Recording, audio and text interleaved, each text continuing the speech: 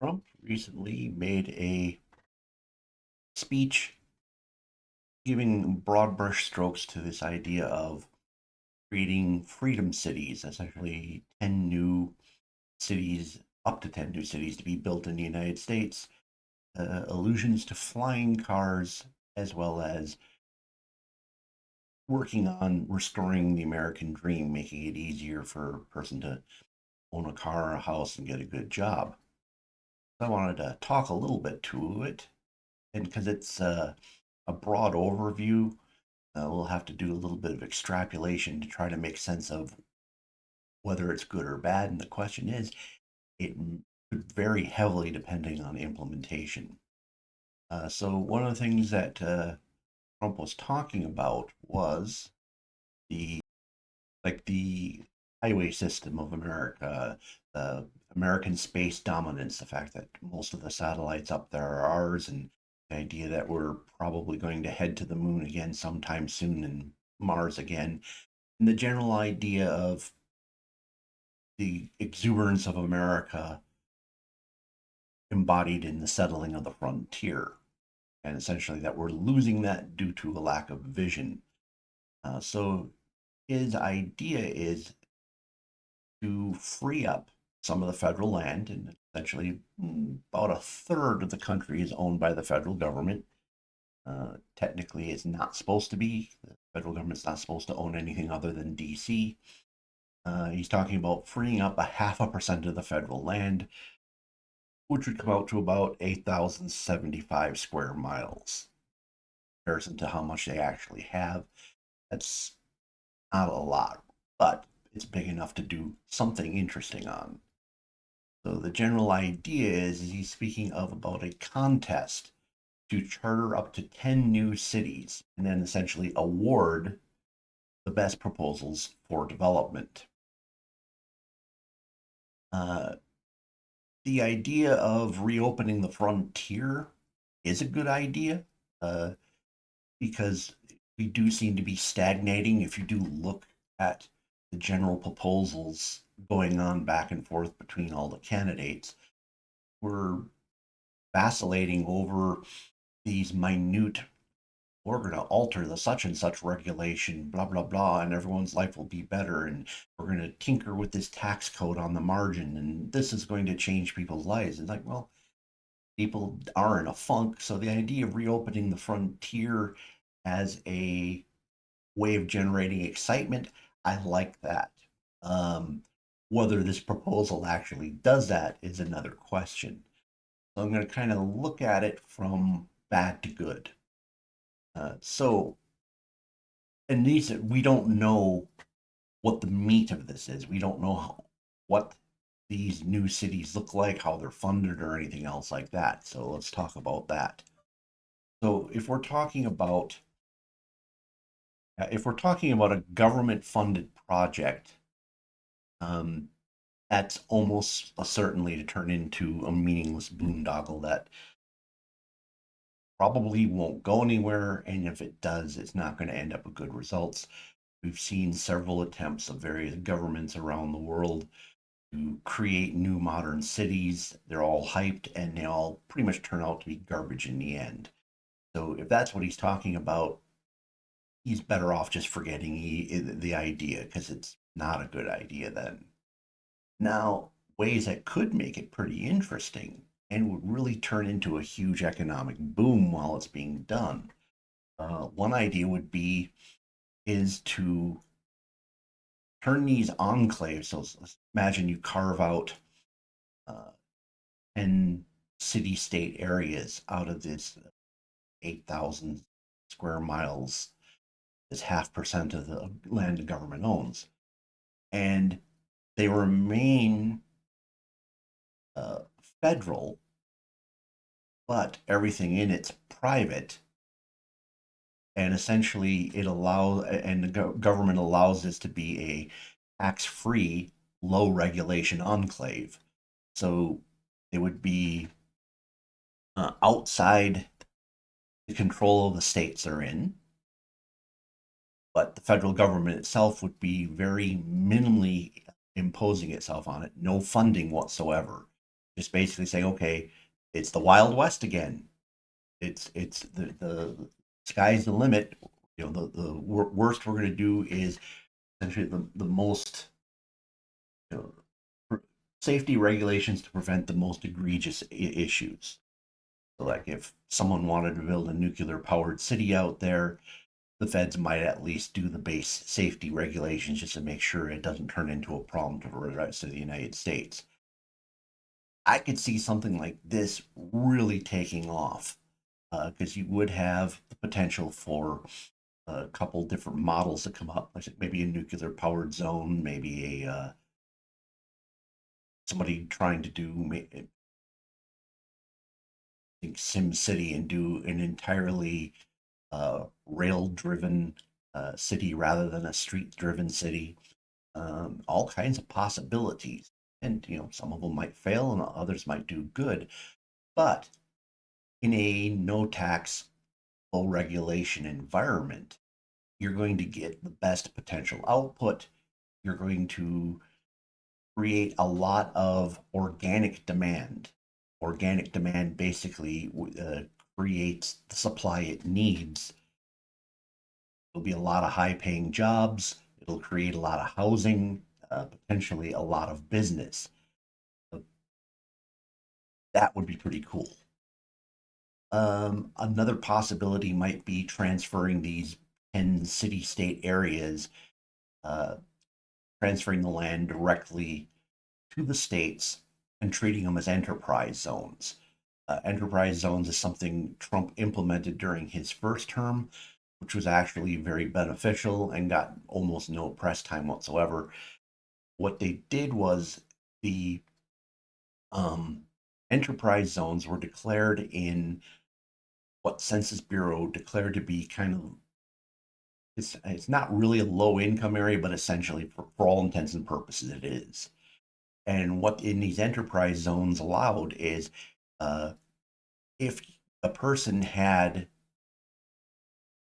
capital gains, they could avoid a capital gains tax by completely reinvesting into the enterprise zone. And this was actually very economically beneficial because not only did it cause people to invest and build and create jobs and generally improve areas, they were actually targeted for areas that were run down. Basically, created better places for people to live on top of it.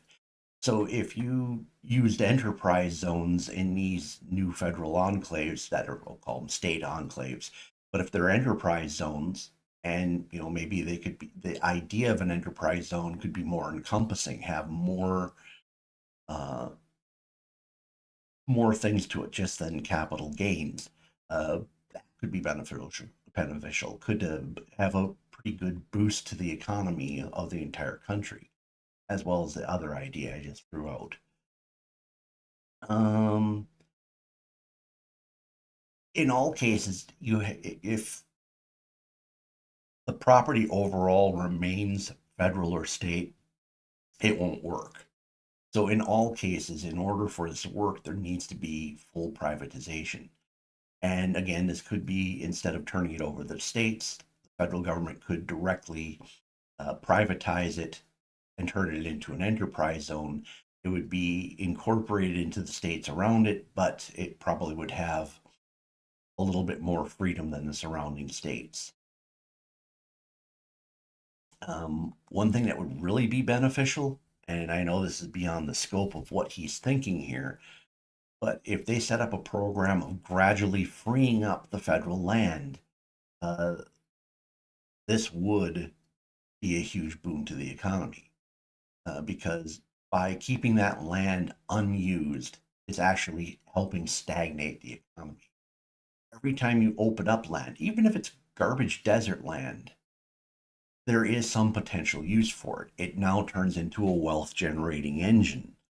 Uh, by keeping it locked up in the federal government, either it doesn't get used at all or it gets used poorly, both in terms of not utilizing the resources properly, and a lot of times it gets ill treated, the whole tragedy of the commons effect. So a gradual program of freeing up federal land over a long period of time would contribute to sustainable growth that would not be uh, inflation intensive.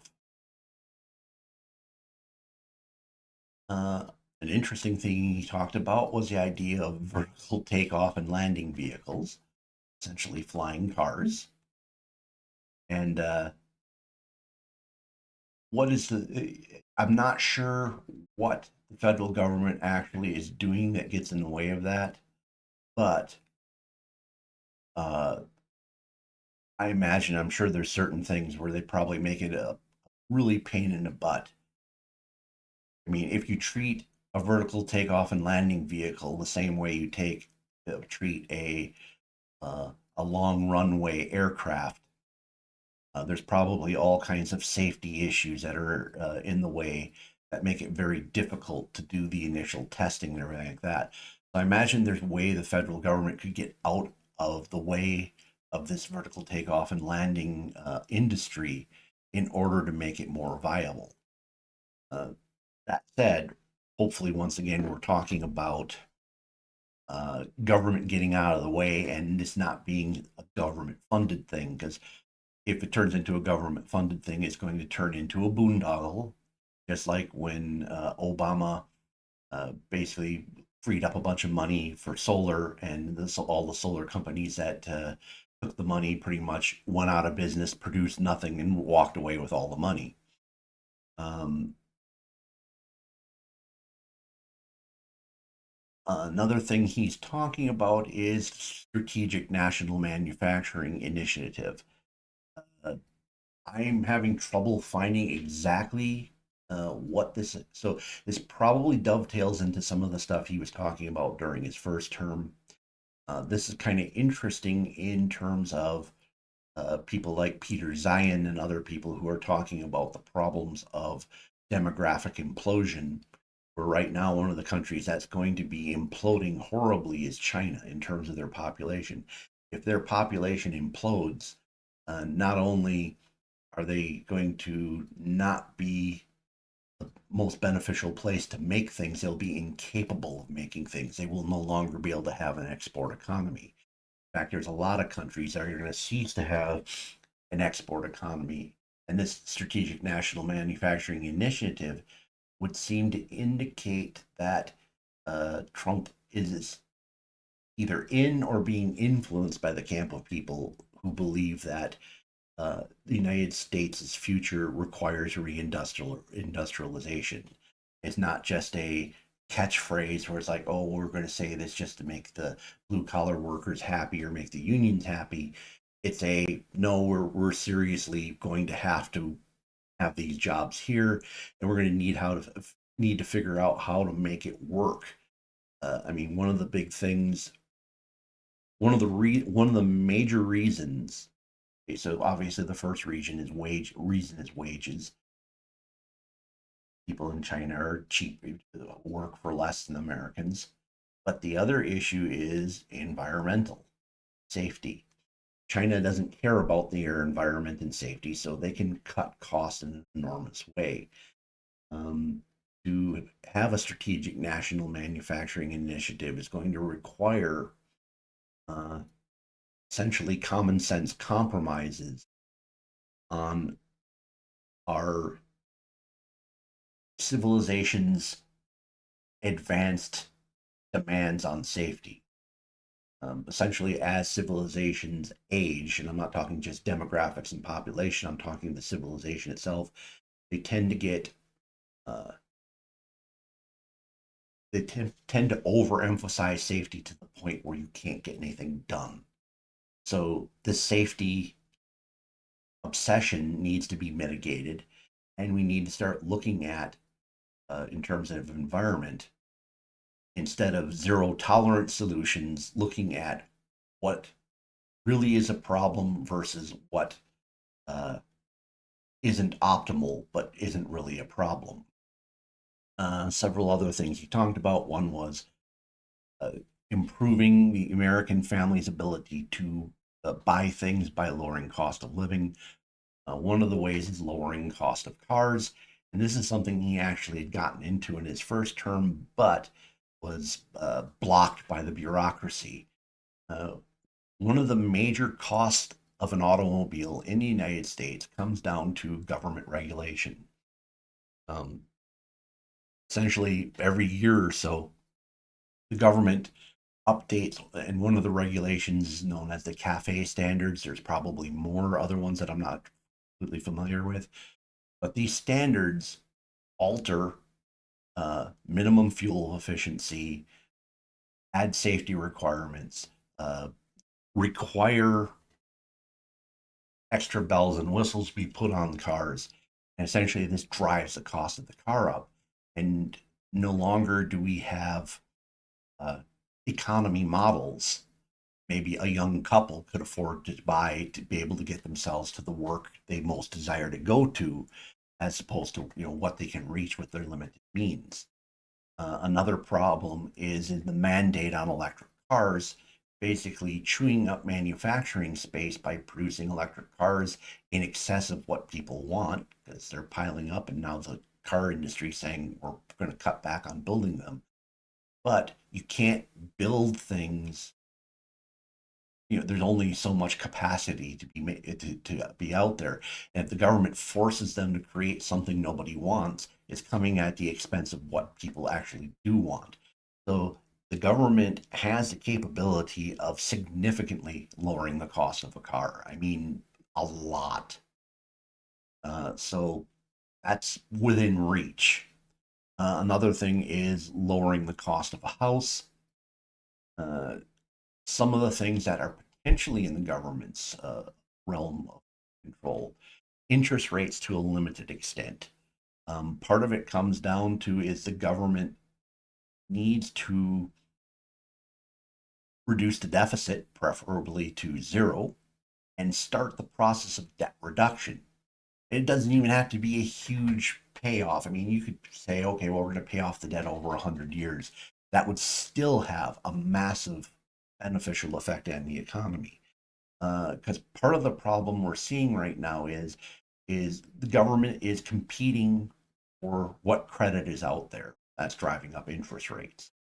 Uh, the second problem is the government uh, competition for uh, debt and credit has altered the economy's uh, investment structure so that it changes what can make money and what can't. For the longest time, single family housing rentals were something that no investment institution would want to touch. Uh, Banks typically used to they would rather sit on a repossession for years than become a landlord because it just wasn't worth the returns on it. Well, now our economy is so distorted that really the only thing that gets returns is single family residential rentals. So this has brought BlackRock and all these other satanic businesses into the market. By bringing the market back to where there's other good investments, it probably will cause BlackRock and Guard these other people to exit housing market and essentially drop the cost of things. And I imagine there's a lot of rate regulation out there. I mean, obviously, if you've ever gone through the problem of buying a house or you've ever been on the landlord side of the rental market, the amount of regulation is pretty significant. Reducing that would have some cost savings, just not sure what they would be. And then the final thing Trump talked about was the idea of getting all governors on board with the idea of modernization and beautification. And I get this is another callback to his previous administration where he was talking about how ghastly and ugly our airports were and how grotesque and brutalistic our government buildings were becoming. And the idea was is let's work on making something that people are at least happy to look at. And again, this is government spending, so I'm not thrilled with it. but I mean, it's not the most awful idea in the world. Instead of designing architecture that's that has the idea in mind of making people depressed, at least sit there and look at it and go, wow, that's kind of a wonder what they did there. That's artistic. It's beautiful on the eye. Uh, I don't see it as a gigantic selling point, but it's interesting. Okay, so I guess in the question area below, did you hear about this stuff before? What do you think about it? Do you have any additional details I missed? Is there more explanation of what they're thinking of in terms of uh, these freedom cities? What they have in mind? Is he talking about federal funding or what's going on? Does anyone know about the whole vertical takeoff and landing vehicles? What's the government doing that's in the way of flying cars? And anything else I talked about that you may have more insight in, please comment below. Smash the like button. If the YouTube algorithm's brought you here and you're not a regular subscriber, please look at my other titles, consider subscribing. And also, if you know somebody who might find this interesting, share it with them. Thank you for spending time with me this evening. Hope to see you again in a future video.